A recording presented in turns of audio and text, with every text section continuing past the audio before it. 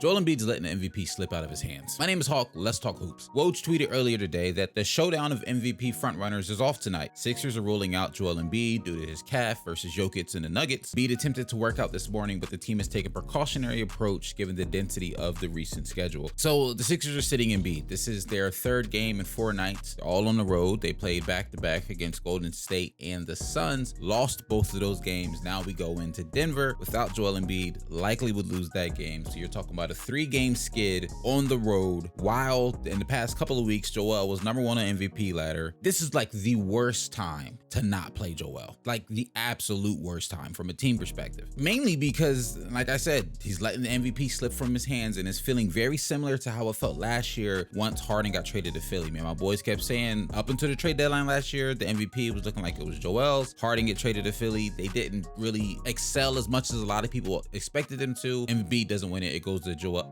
It goes to Nikola Jokic, no harm, no foul there. But this year, the MVP race is extremely close between Joel Embiid, Giannis Antetokounmpo, and Nikola Jokic. And in any given order, I'll be honest with you, at this rate, am I rooting for Joel? Of course I am. I'm a Sixers fan, but I mean this so seriously. All of them have a legitimate argument for MVP. So much so that a lot of people, including myself, had this like week and a half, 2-week span circled on our calendars because in the course of like 2 weeks, Embiid, Giannis, and Jokic were all going to play each other. Just the other day, Saturday, Giannis versus Jokic, the Nuggets won 129-106. The Sixers were going to play the Nuggets tonight, and then they play the Bucks on April 2nd. So like in a week and a half, all 3 of these guys were going to play each other. And when the MVP race is this close, I don't know, a lot of people are going to say, well, the MVP shouldn't be decided by just 1 or 2 games or just who wins these certain matchups. But these 3 guys, these 3 centers, these 3 big men all have such legitimate cases for the MVP that I do think for a lot of these voters, it's going to sway heavily on who wins some of these matchups. Get the Sixers from a team perspective of, we got to think long term. We have to think playoffs. The last thing we want is Joel Embiid to get injured trying to prove a point against Jokic in this Nuggets game tonight. But man, I truly think this week, like I said, we just lost to the Suns, we just lost to the Warriors. Now we're probably going to go into Denver and lose. That's going to be a 3-game skid when it's only like less than 10 games left. Let's be honest. The MVP is a narrative award. We said this for a while. You have to have some sort of narrative behind you to win the MVP. You just do. You might not like it. You might want it to be just based on skill, just based on the numbers. There's always some sort of narrative when it comes to the NBA and the MVP award. There just is. Because the people who vote on this award are humans. People love a good story. People are going to let them get their emotions involved a little bit. As much as they're going to try to keep the bias out of it, keep the emotions out of it, things like that. A guy's team going on a 3-game losing streak, just like how, for perfect example, just like how a couple weeks ago when the Nuggets were looking bad and the Nuggets went on that 4-game winning streak. And that's when Jokic lost his number 1 spot on the MVP ladder. That's when the conversation shifted more so in Joel Embiid's favor. But now the Sixers are likely going to go on a 3-game losing streak, and it looks like Joel Embiid's ducking smoke and doesn't want to play Jokic tonight. I'm not saying that's the case. They said he tried to work out this morning and the team just shut it down and said no. But from the outside looking in, it looks like Joel Embiid's ducking smoke tonight. And that's going to hurt his case to win MVP. It just is. Another piece that got me worried about the Sixers, I got a whole bunch of other stuff I want to talk about today, but another piece that got me worried about my Sixers is the James Harden's Achilles soreness. He didn't play last Wednesday against the Bulls, just out of precaution because of that Achilles soreness. But we all know James Harden injuries with his legs, hamstring last year, maybe an Achilles soreness this year. Just something to be worried about as a Sixers fan. I truly believe, and y'all heard me talk about this last week, so I'm not going to get into it too far. I truly believe the Sixers have a legitimate opportunity to win a championship. I think a lot of teams have a legitimate opportunity to win a championship. But if James Harden is not going to be 100% James Harden, at least the 20-10 James Harden we've had all season, there goes the Sixers' chances of winning. So rest easy Harden. I hope he's healthy come playoffs. But speaking of the Chicago Bulls, I want to show them some love real quick because they've been balling. Since All-Star break, they're 10-5. That would have them tied for the 5th best record in the league in that time span. They're the 2nd best defensive rating in the league since All-Star break. And they're the 4th best net rating since the All-Star break. The Bulls are clicking. They were started a little bit before All-Star, but definitely post All-Star, they have been clicking on the defensive side of the ball. And I just wanted to give some love to Pat Bev. He's been a huge part of that. I'm gonna keep it a bean. I ain't been watching a bunch of Bulls games, but I've been tuning in. You see the clips of the one that went viral, Pat Bev talking to Vooch, like, yo, you got to slide over here, just keeping players accountable. And that's the one thing that makes Pat Bev, to me at least, such a polarizing player. He's going to do the antics. He's going to get on your favorite player's nerves. If we go and be real, he might even injure your player. If you go back to him and Russ's history in the Houston OKC days. But Pat Bev contributes to winning basketball. It might not always pop up out on a box score. It might not, be the flashy numbers. It might not be that 14 in a row that he did in the fourth quarter. I think it was the fourth or the third against the Lakers like a week and a half ago. It might not always be that, but he's going to contribute to winning basketball. And the only silver lining this is for the Bulls, it looks like the Bulls are going to end up the 10 seed because the Pacers and the Wizards, they out. It don't look like they're going to catch up to the play-in. So it looks like the Bulls can have the opportunity to make the play-in. They don't really have their pick anyway this year, so it's top 4 protected against the Magic.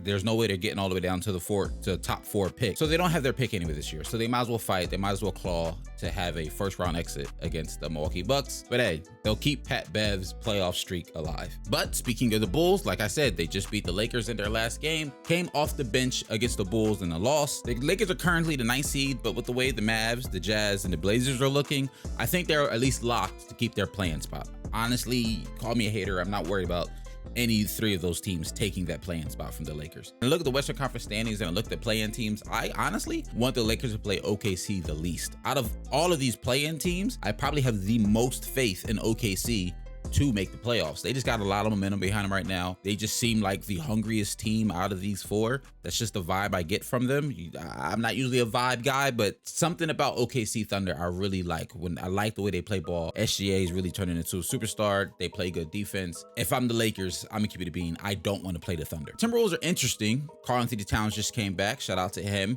He's missed 50 plus games this season, so they are gonna potentially have a little bit of an adjustment period. Anthony Edwards is now back in the lineup. They're technically now at full strength. I don't know if you want to see them either, but there's this adjustment period that I do think they're going to have to go through to get Karl-Anthony Towns back in the lineup and figuring out how to play winning basketball with Karl-Anthony Towns back in the lineup. Because remember, before he went down with his injury, they looked horrible. I didn't like Cat at 4. It looked sloppy defensively. Cat wasn't good on the perimeter. There are a lot of concerns I have with just reinserting Karl-Anthony Towns back into this lineup this late in the season. We'll see how this plays out over this next couple of games leading up to the play-in tournament. While yes, the Pelicans are on a 4-game win streak right now, if I'm any of the play-in teams, the Timberwolves, the Lakers, or the Thunder, I want to play the Pelicans. I have the least faith in the Pelicans. There's this rumor, we just saw a report coming out that there's a potential that Zion might come back for the playoffs, but I don't expect to see it. It sucks that Zion's not back yet. I was one of the guys who was really high on the Pelicans. I was so high on Zion. Like, he was going to be all NBA first team this season, no doubt about it in my mind, but he just can't stay healthy. I don't know if this is going to be what happens for the rest of his career. He turns out to be like a Greg Oden type and we never really get to see what the potential is, or this could just be a really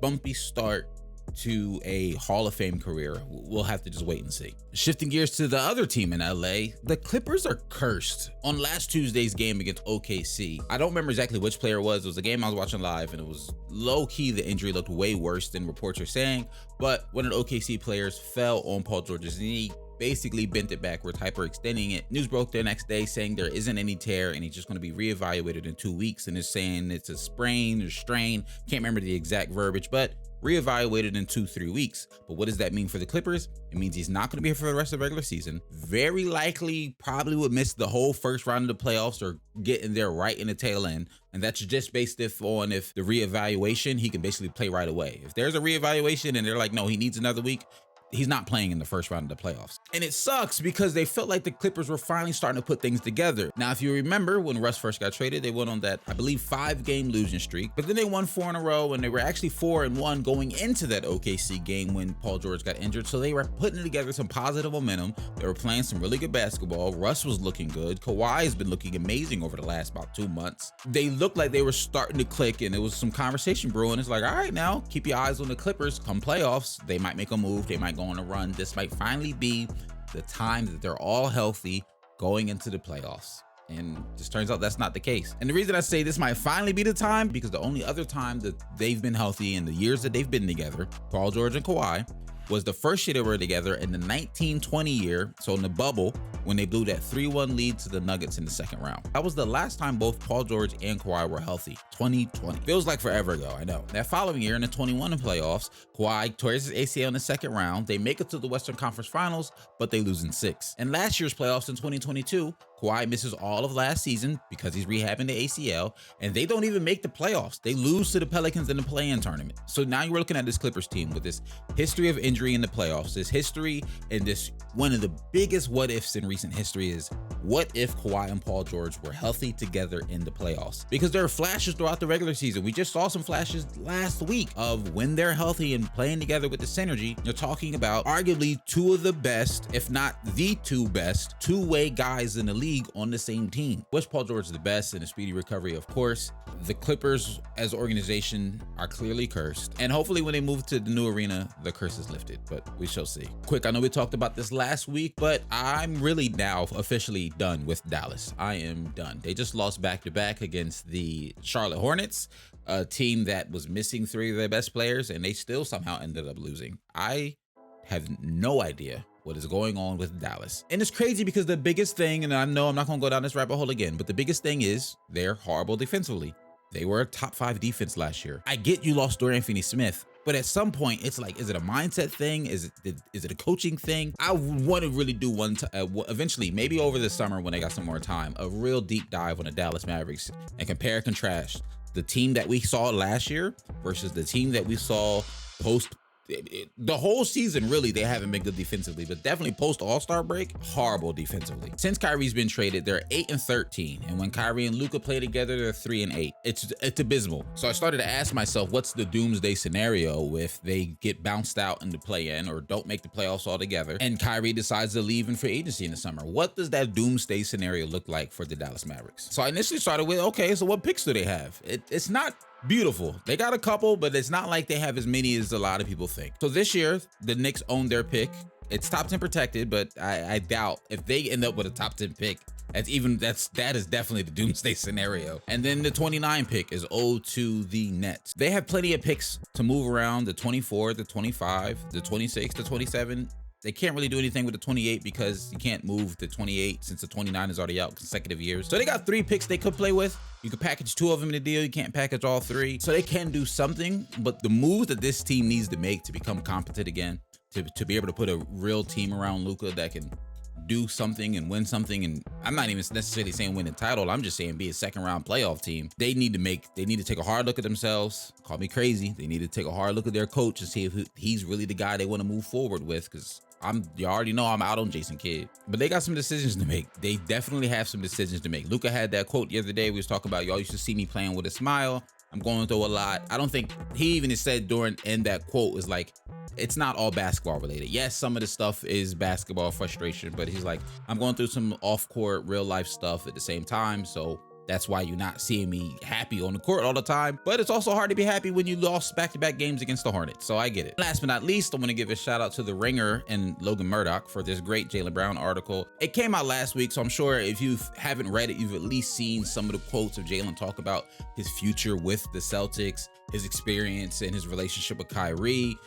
Basically, he talked about, to an extent, his entire NBA career and what was behind some of the decisions he made on his off-court stuff, working with Kanye and Donda Sports. I like articles like this, and I also like, when NBA players do extensive one-on-one interviews, because it just gives some more insight to the players as a human being, and sometimes even they give insights to their on-court basketball decisions of why they decide to use some of the moves they make during these conversations, and they're just interesting to me. Great read. I suggest checking it out. But one of the things that stood out to me the most, and it's, I think, important considering Jaylen Brown's up for contract extensions very soon, and Jaylen Brown throughout his entire life, from college on to now, and you saw this thread throughout the whole article of this idea that he isn't a basketball player.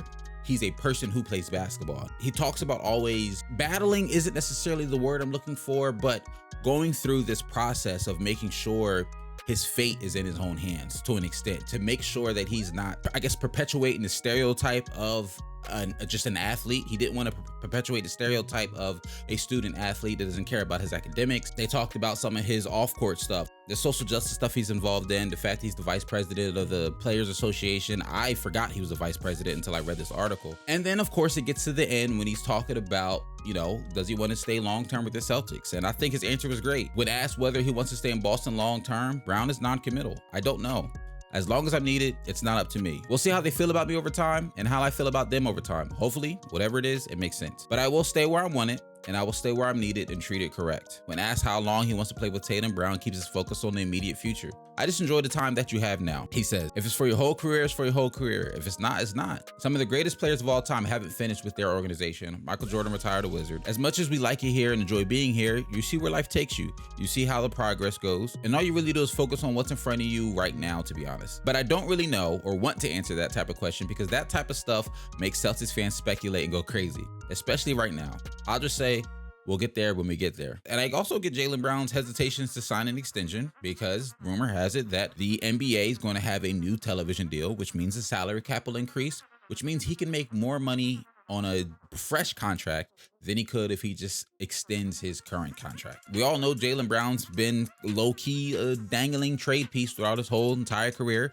He talks about that here, of him being involved in rumors in the KD trades. And they don't necessarily get into it in the article, but I feel like you can at least speculate, because everyone is, that he might have this idea of, well, what would a team look like if I was the number one? Talented as he is, and as much as often people say, well, they're like a 1A, 1B, 1A, 1B between Tatum and Brown, I think most people agree that Jason Tatum is the better player. Jason Tatum was the one who was in MVP conversations for the majority of the season. Jason Tatum is the one who likely is probably going to finish either 4th or 5th in MVP voting this season. Jaylen Brown wasn't in those conversations, but you have some Jaylen Brown fans who will tell you Jaylen Brown's better. So I wonder if, as once again, just speculation, if in the back of his head, he's like, what would a team look like if I was the number one guy? But that's all I got for you guys today. If you made it this far, you know you're a real one, and I'll see you in the next one. I'm out. Peace.